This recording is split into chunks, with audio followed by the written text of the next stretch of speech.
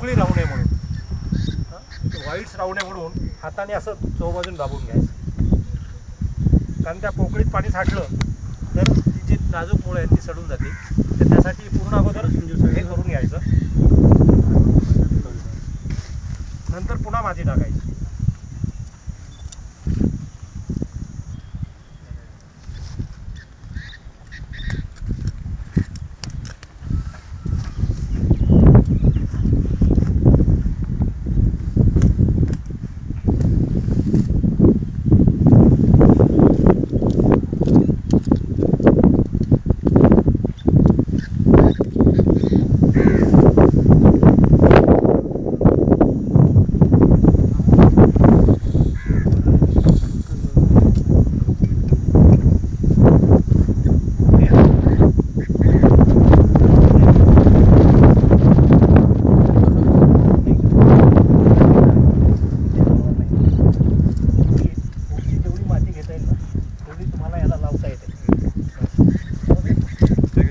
झाडाला आळं पण करू नका, आता गरज नाही त्याची. आळं नाही करायचं. आणि नंतर हे पहा, फुल प्रेस देऊन